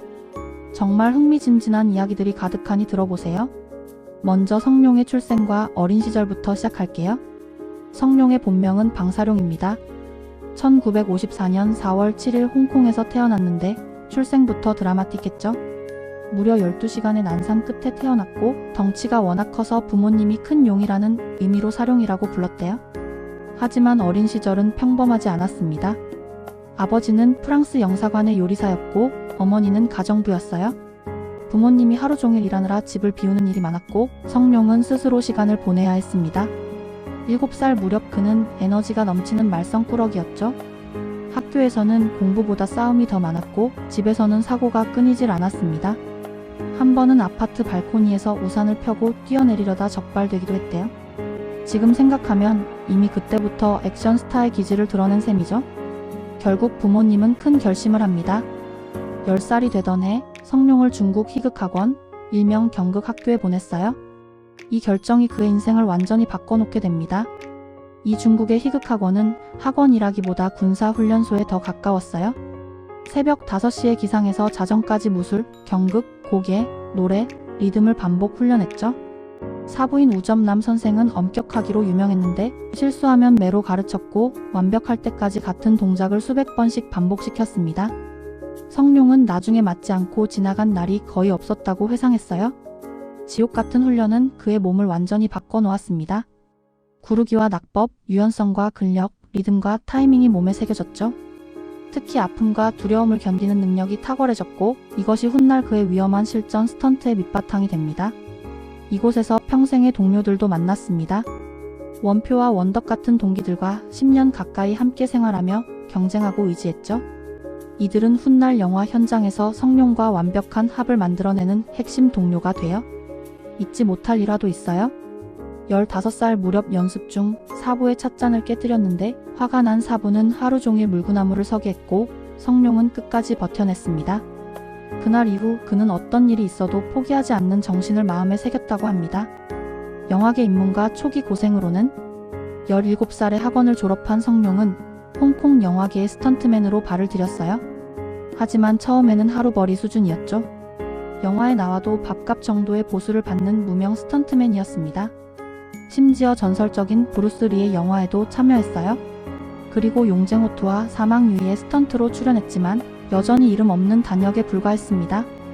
그러나 성룡에게는 남들과 다른 점이 있었어요. 바로 위험을 두려워하지 않는 용기였죠. 다른 스턴트맨이 기피하는 장면을 그가 자원했고 점점 더 과감한 액션으로 주목을 받기 시작했습니다. 이제 그를 대표하는 영화 10편을 보겠습니다. 첫 번째로 치권. 성룡을 단숨에 스타 반열에 올린 정말 결정적인 작품이에요. 이 영화의 핵심은 술에 취한 듯 비틀거리다가도 순간적으로 중심을 잡고 반격하는 치권 리듬에 있죠. 실제 술을 마신 게 아니라 의도적으로 중심을 무너뜨리고 다시 회복하는 정교한 타이밍을 설계해서 코미디와 액션을 동시에 살렸어요. 특히 클라이맥스에서 철갑 고수와 대결하는 장면은 타격 거리를 촘촘히 맞춰서 정말 실감 나는 충돌감을 만들었습니다. 이 영화를 보실 때는 발목과 골반이 흔들리다가도 잠깐 고정되는 그 순간의 디테일을 놓치지 마세요. 두 번째는 소림 목인항. 이 작품은 성룡의 초창기 진지한 톤을 만날 수 있는 영화입니다. 무거운 목인들과의 대련을 안전하게 소화하기 위해 유연한 낙법과 충격 분산을 몸에 완전히 새겼죠. 놀랍게도 이 유연함이 훗날 의자나 사다리 같은 주변 소품을 활용한 화려한 액션의 밑거름이 되었어요. 표정은 절제되어 있지만 동작 사이의 리듬에서 이미 슬랩스틱의 씨앗을 엿볼 수 있습니다. 목인의 팔을 미끼로 삼아 각도를 바꿔 재빠르게 빠져나오는 순간들이 바로 이 영화의 관전 포인트라고 할 수 있습니다. 그리고 잠깐, 성룡은 1976년에 쌍꺼풀 수술을 했어요. 솔직히 수술 전에는 눈이 반달처럼 축 처져서 그런지 카리스마가 좀 부족해 보여 배우로 성공하기가 쉽지 않았다고 합니다. 그런데 쌍꺼풀 수술을 하고 나서 인상이 확 달라졌다죠.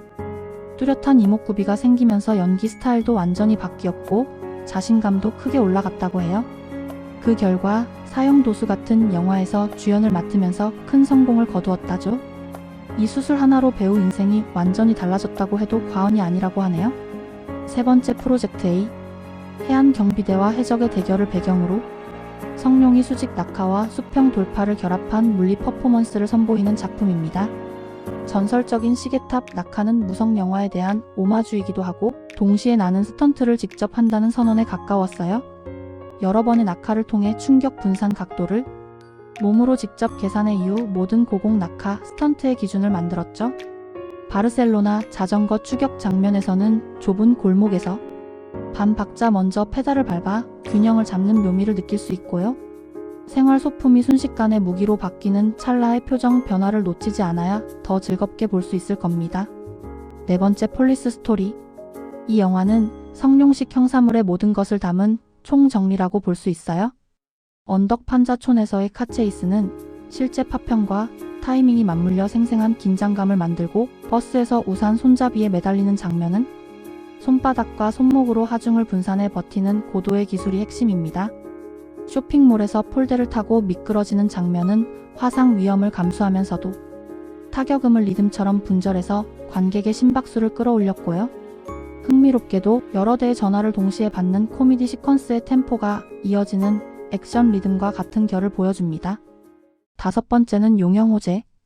아시아의 보물사냥꾼 제키라는 페르소나를 통해 성룡식 어드벤처 액션을 개척한 작품입니다.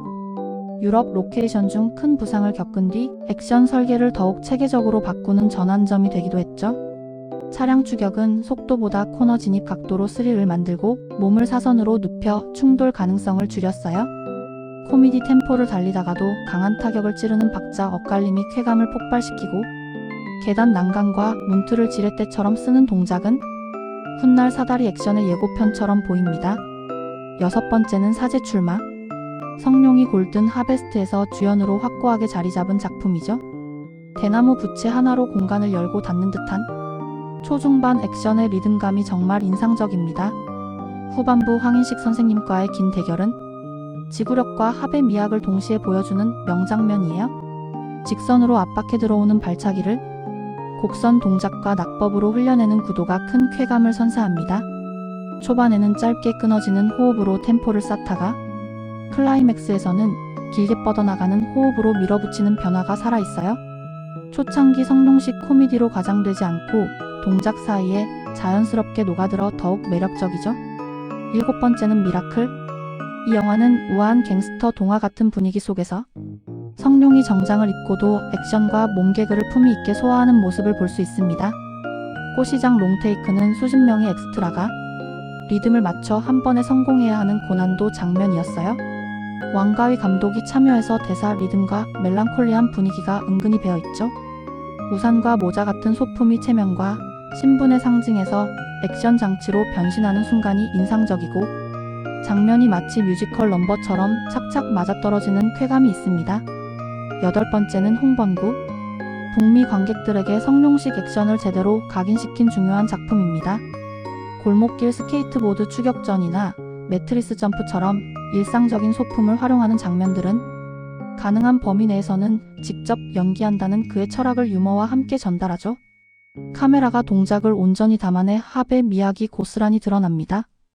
영어 대사와 몸개그의 박자가 자연스럽게 맞물려 문화적 차이마저 에너지로 바꾸는 연출이 돋보이는데요. 유리와 금속, 콘크리트가 뒤섞인 거친 현장에서도 타격 간격을 정확히 지켜 리얼함과 안전을 동시에 잡았죠. 아홉 번째는 사형도수. 원화평 감독과 함께 코미디 쿵푸의 문법을 확립한 기념비적인 작품인데요. 약자가 탄성과 타이밍만으로 강자를 이기는 구조를 훈련 몽타주를 통해 설득력 있게 쌓아 올렸습니다. 특히 손끝의 스냅과 발목의 회전을 활용해 짧은 거리에서 힘을 뽑아내는 타격 설계가 탁월해요.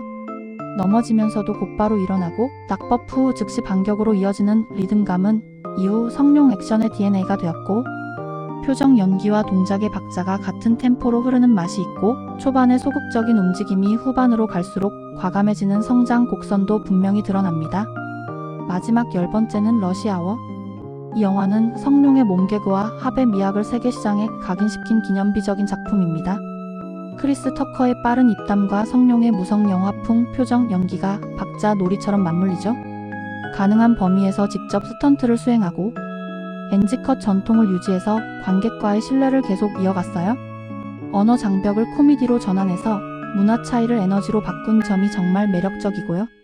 실내 근접전에서 테이블과 장식품을 활용하는 순간 홍콩식 합이 미국식 총격 리듬 속으로 자연스럽게 스며드는 걸 볼 수 있을 거예요. 그리고 성룡의 한국 방송 출연 내용도 빠질 수 없는데요. 성룡이 한국 예능에서 가장 화제를 모으신 순간 하면 아무래도 SBS 런닝맨이 떠오르죠. 현장 분위기가 어땠냐고요? 같이 게임하면서 몸개그도 쏟아지고 재치 있는 농담이 계속 나와서 멤버들이랑 스태프까지 다 웃으셨어요. 특히 하하가 미션 도와주셨을 때 감사하다고 바로 전화번호 교환하자고 하셔서 그 장면이 크게 화제가 됐죠. 지하판 위에서 맨발 줄넘기 대결할 땐 알록달록 발가락 양말로 또 한 번 웃음을 터뜨렸고 이광수 나이를 일부러 장난스럽게 틀려서 놀리듯 얘기한 것도 기억나세요? 재밌는 건 토크쇼에서도 매력이 그대로였다는 점이에요. KBS 무릎팍도사 MBC 황금어장에 나오셔서 이소룡님과의 추억이나 인생 굴곡을 진솔하게 들려주셨는데 그때 통역 없이 한국어로 바로 답하셔서 제작진이 깜짝 놀랐다는 얘기가 있을 정도였어요. 한국 연예인들과의 인연도 빼놓을 수 없죠. 대표적으로 최시원님과는 우정이 두텁습니다. 런닝맨에서도 티격태격하다가 여자친구 있어요 하고 장난도 치시고 평소에도 서로 바로바로 연락 주고받는 사이라고 하시더라고요. 김종국, 송지효 등 런닝맨 멤버들과도 식사하고 연락처를 주고받는 사이로 알려져 있고요. 한국에 올 때마다 유재석과 시간을 함께 보내는 편이고 김희성과는 영화 신화에서 호흡을 맞추면서 더 가까워졌죠. 그래서일까요? 성룡은 한국에서 홍콩의 대스타라기보다 옆집 형님 같은 친근한 이미지가 강해요. 그를 특별하게 만드는 건 단지 액션 실력이 아닙니다. 무엇보다 포기하지 않는 태도가 그의 핵심이에요. 그의 몸에는 수많은 상처가 남아있죠. 코도 여러 번 부러졌고 목과 두개골에도 큰 부상을 입었습니다. 그렇지만 그는 관객이 돈을 내고 보는 영화의 가짜를 보여줄 수 없다고 말합니다. 바로 이 프로 정신이 그를 전 세계가 사랑하는 배우로 만들었죠. 성룡은 이제 70을 넘겼지만 그의 열정은 여전히 뜨겁습니다. 예전만큼 위험한 스턴트를 하지는 않더라도 그의 정신은 변하지 않았어요. 여러분도 무언가에 도전할 때 성룡의 태도를 떠올려 보세요. 절대 포기하지 않는다는 그의 철학을요. 오늘 이야기가 유익했다면 구독과 좋아요 부탁드립니다. 절권도 쌍절곤하면 떠오르는 인물 누굴까요? 1940년 11월 27일 미국 샌프란시스코 차이나타운에서 한 아이가 태어납니다. 그가 바로 브루스리 이소룡이에요. 부모님이 켄톤 오페라와 영화계에서 활동했죠. 덕분에 그는 아주 자연스럽게 무대와 카메라를 가까이에서 접하며 자랐습니다. 유년기에 홍콩으로 돌아가 아역 배우로 여러 작품에 출연했어요. 카메라 앞에서 몸과 시선을 쓰는 법을 일찍 익힐 수 있었답니다. 10대의 거리 싸움을 목격하면서 자신과 주변을 지킬 힘이 필요하다고 느꼈었죠. 그때 영춘권을 만나 연문 문화에서 기본기를 다지기 시작했어요. 그는 주먹의 직선성, 체중 이동, 상대의 힘을 흘리는 원리를 배웠죠. 움직임으로 사고하는 법을 배운 거예요. 청년이 되어 미국으로 건너가 워싱턴 대학교에서 철학을 공부했습니다. 동서양의 사유를 융합하며 기술보다 원리, 형식보다 본질을 중시하는 태도를 키웠어요. 시애틀, 오클랜드, LA에서 도장을 열고 가르치며 실험했죠. 이 과정에서 자신의 스타일을 다듬었고 훗날 절권도의 씨앗을 뿌렸습니다. 할리우드의 문은 좁았지만 TV 시리즈 그린 호넷에서 가토 역으로 번개 같은 존재감을 남겼어요. 스크린 한복판으로 들어갈 발판을 마련한 거죠. 카메라가 그의 스피드를 따라잡기 위해 촬영 속도와 편집을 고심했다는 일화도 전해집니다. 그의 움직임이 얼마나 혁신적이었는지 알 수 있죠. 이제 그는 단지 싸우는 사람이 아닙니다. 생각하는 무술가이자 이야기를 몸으로 표현하는 배우로서 첫 전성기를 맞을 준비를 마쳤습니다. 대표작 6편, 그의 명장면과 철학을 깊이 만나볼까요? 첫 번째는 그린 호넷. 미국 드라마에서 이소룡이 케이토 역할로 나와서 많은 사랑을 받았어요. 짧은 출연이었지만 무술 솜씨와 존재감이 정말 강렬했죠. 이 드라마 덕분에 서양에도 쿵우 붐이 일었다고 해요.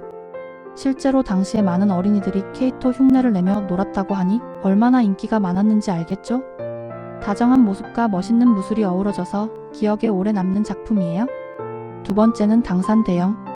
이 작품에서는 이소룡이 평범한 청년 정조환으로 나오는데 싸우지 않겠다는 약속을 지키려 무척 노력해요.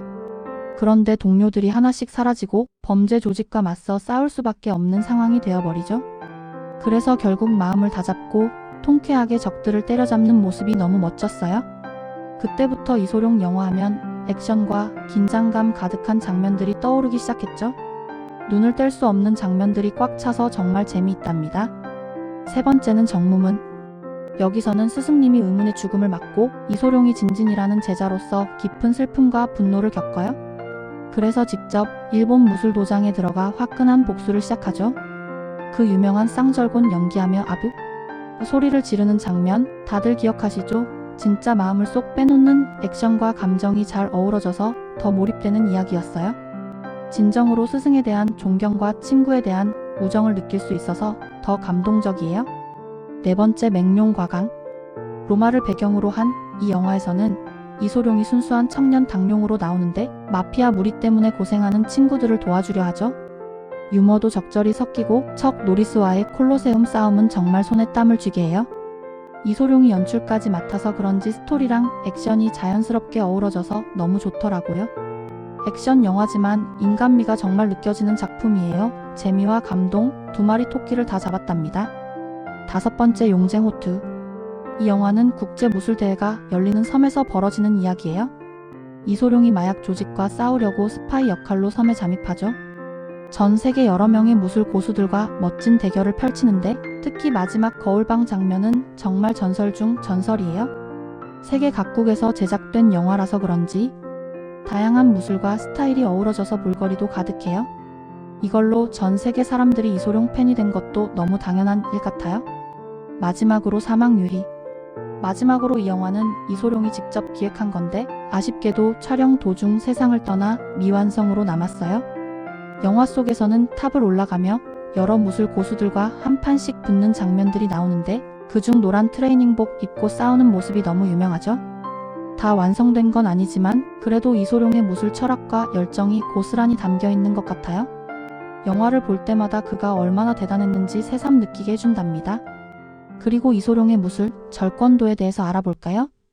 절권도는 특정 품새나 기술 목록이 아닙니다. 불필요한 것을 덜어내고 상황에 직접 작용하는 본질만 남기는 방법론이에요. 핵심은 간결성, 직접성, 자유로움입니다. 이 세 가지가 겹치면 기술은 철학이 되고 움직임이 되죠. 간결성은 한 동작으로 닿는 것이고 직접성은 상대 의도 전에 빈틈을 찌르는 것이에요. 자유로움은 어떤 스타일과도 섞일 수 있는 개방성을 의미합니다. 그는 선제타와 스톱 히트를 통해 시간을 앞서 점유하는 법을 강조했어요. 스트레이트 리드와 각도의 전환으로 최단 거리의 선을 걷죠. 푸서크는 벽에 몰지 않고 공간을 열어두도록 설계했습니다. 공격과 방어가 한 호흡 안에서 바뀌도록 한 거예요. 훈련은 살아있는 타이밍을 위한 스파링에 무게를 두었습니다. 판단은 몸이 하도록 길들였죠. 근력, 유연성, 심폐를 균형 있게 묶어 신체를 생각하는 시스템으로 만들었어요. 그리고 이소룡의 무기 쌍절곤에 대해서도 알아볼까요? 이소룡의 상징처럼 여겨지는 무기 쌍절곤은 그의 영화적 상상력과 무술 철학이 가장 극적으로 결합된 예입니다. 원래 오키나와의 전통 농기구에서 유래된 쌍절곤은 그의 손에서 단순한 무기를 넘어 움직이는 예술, 리듬감 넘치는 퍼포먼스로 변모했죠. 그는 쌍절곤의 속도, 예측 불가능성, 그리고 파괴력을 화면에 완벽하게 담아냈습니다. 정무문과 맹룡과강 등에서 쌍절곤을 사용하는 장면은 분노와 리듬, 기술의 정점을 동시에 보여줍니다.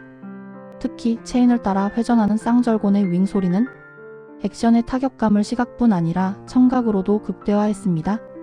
쌍절곤은 형식에 갇히지 않는 자유로움이라는 절권도의 정신을 무기 사용으로 확장했습니다. 어떤 무술 스타일의 도구도 자신의 몸에 맞게 재해석해서 사용할 수 있다는 것을 보여준 것이죠. 그의 트레이드마크인 노란 트랙수트와 더불어 쌍절곤은 이소룡이라는 캐릭터를 완성하는 결정적인 시각적 요소가 되었고 영화를 넘어 팝컬처 전반에 걸쳐 브루스리를 상징하는 강력한 문화적 기호로 자리 잡았습니다. 그의 손에서 쌍절곤은 단순히 적을 타격하는 도구가 아니라 주먹과 발차기의 연장선이었고 무엇보다 관객을 사로잡는 강력한 훅이었습니다.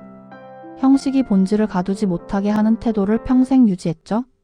절권도는 그의 개인화된 철학이자 우리 각자가 스스로에게 맞게 재창조해야 하는 열린 시스템이라고 할 수 있어요. 결국 그의 말처럼 물처럼 되라는 가르침은 기술 스타일이 아니라 삶의 태도였던 겁니다. 그리고 그의 마지막 날과 남겨진 질문들. 1973년 7월 22일 홍콩에서 그는 두통을 호소한 뒤 잠들었다가 끝내 깨어나지 못했습니다. 공식 기록은 뇌부종으로 남았죠. 원인에 대한 논쟁은 오늘까지 이어지고 있어요. 그의 죽음은 많은 추측을 낳았지만 한 가지 사실은 분명합니다. 육체는 멈췄어도 그의 철학과 움직임은 세대를 건너 살아남았습니다. 강함은 딱딱함이 아니라 유연함에서 오는 거죠. 유연함은 두려움을 직시하는 용기에서 자란다는 메시지가 여전히 유효하답니다. 한국에서 이어진 흔적과 이소룡에게 영감을 받은 사람들을 알아볼까요? 류승환 감독은 소년 시절부터 홍콩 액션에 매료되어 몸의 리듬과 거리 감각을 한국적 정서로 번안해 왔습니다. 정두홍 무술 감독은 살아있는 타이밍과 현실적인 동작 설계를 강조했죠. 절권도의 간결성을 한국 액션 문법으로 정착시켰습니다. 이경규는 오랫동안 쌍절곤과 이소룡 모티프를 소개하며 세대 간의 공통 추억을 연결해 주었어요. 그리고 유명한 영화 복수열전도 모티브가 되었죠. 형식에 갇히지 말고 흐름을 배워라. 물은 그릇을 담되 그 본질은 흐름이며 언제나 길을 찾아간다.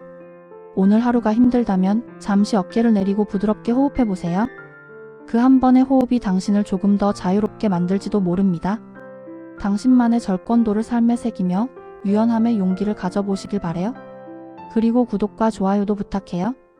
오늘은 일본 록의 신화이자 전설로 불리는 밴드 엑스제팬의 이야기를 준비했습니다.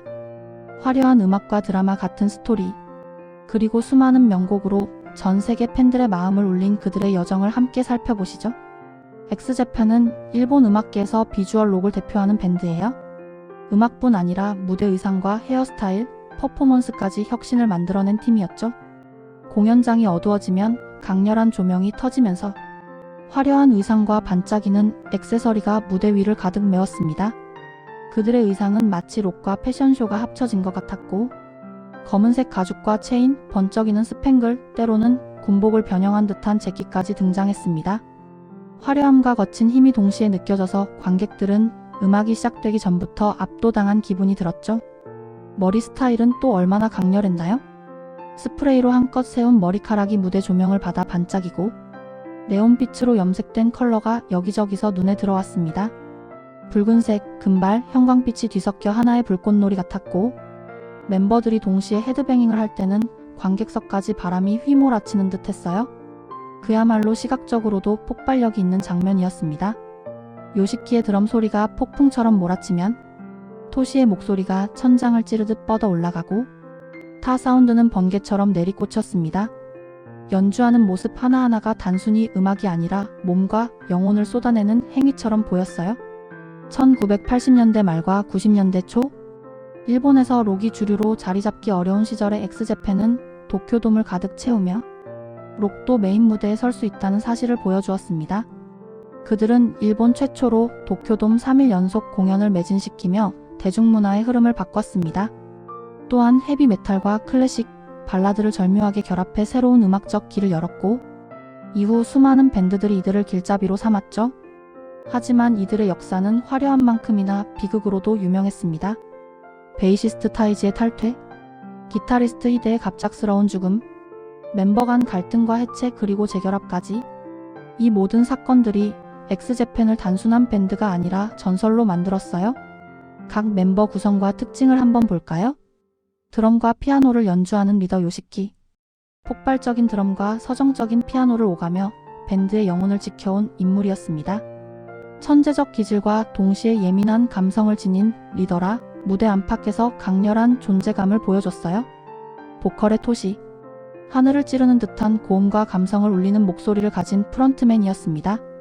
따뜻함과 고독이 공존하는 보컬이라 팬들의 사랑을 꾸준히 받아왔죠.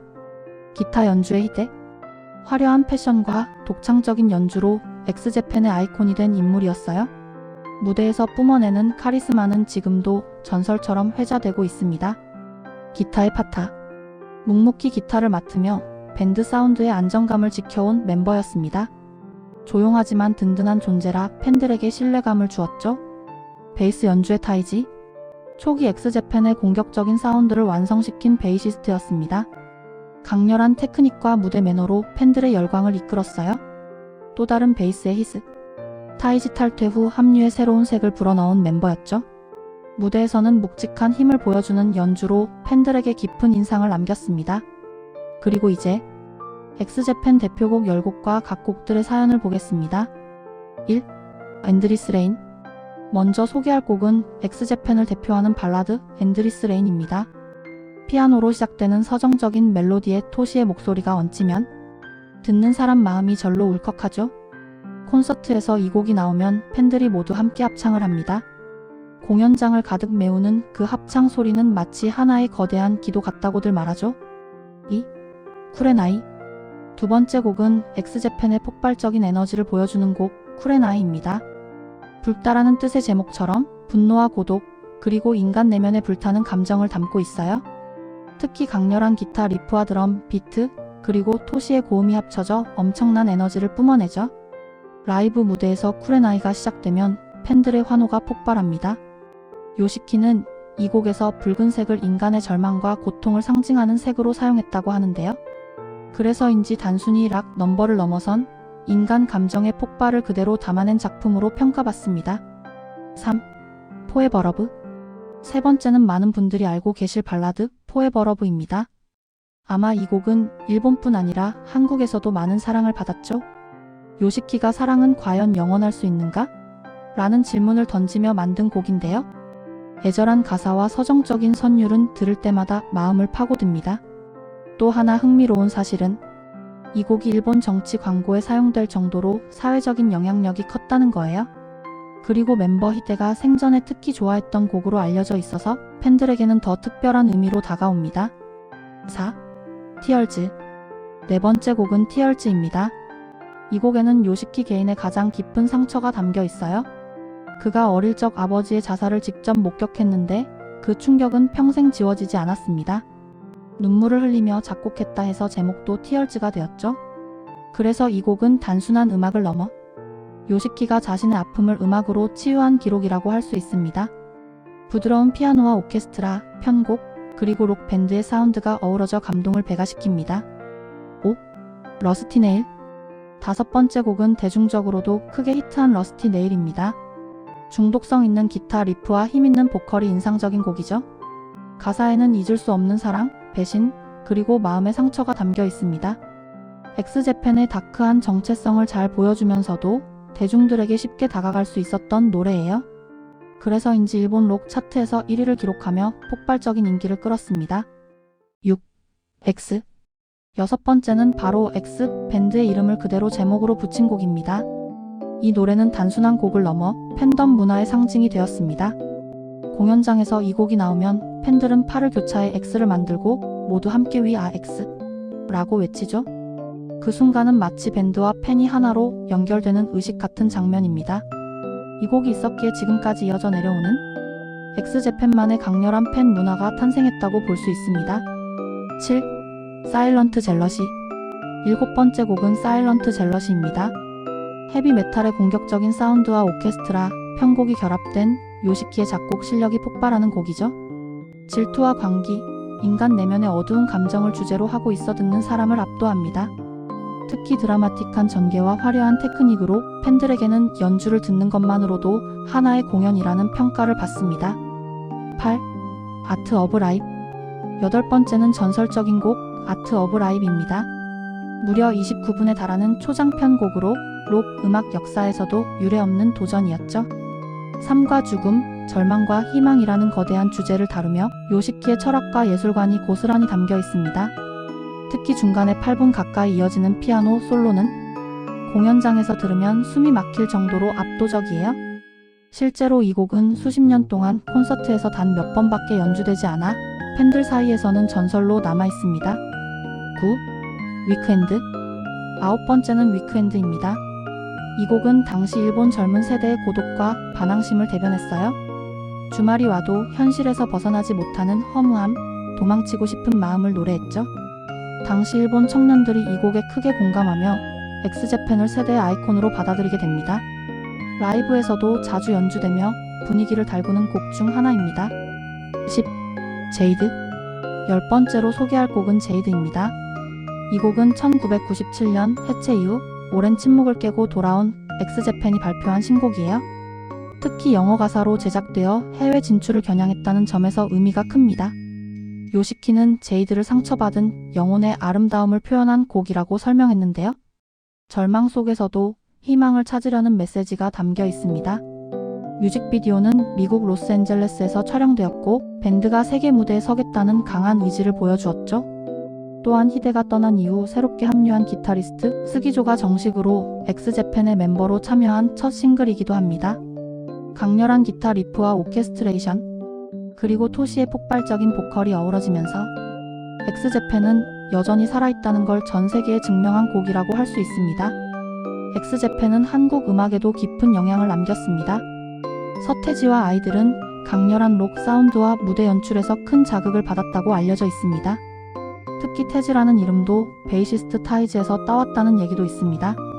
신해철은 철학적인 가사와 록 클래식의 결합에서 요시키와 닮은 점이 많았고, 김경호, 부활 같은 보컬리스트들은 토시의 고음 창법과 감성적인 발라드에서 영감을 받았습니다. 특히 비주얼 록 스타일은 90년대 한국 록 밴드들에게 새로운 문화적 충격이 되었어요. 엑스제팬을 한국에서도 볼 기회가 있었는데요. 2011년 10월 28일 드디어 한국에서 첫 단독 콘서트를 열었습니다. 장소는 서울올림픽공원 체조 경기장이었고 수천 명의 팬들이 일본을 넘어온 전설을 직접 보기 위해 모였죠. 이 공연은 단순한 콘서트가 아니라 오랫동안 한국에서 기다려온 팬들에게는 감격적인 만남이었습니다. 오프닝 곡으로 터져나온 제이드부터 공연장은 폭발적인 에너지로 가득 찼습니다. 이어 러스티 네일, 엔드리스 레인, 쿨앤아이 같은 명곡들이 연이어 펼쳐졌고 팬들은 일본어 가사를 그대로 따라 부르며 울고 웃었죠. 특히 엔드리스 레인에서는 관객 전원이 함께 합창하며 공연장을 눈물바다로 만들었습니다.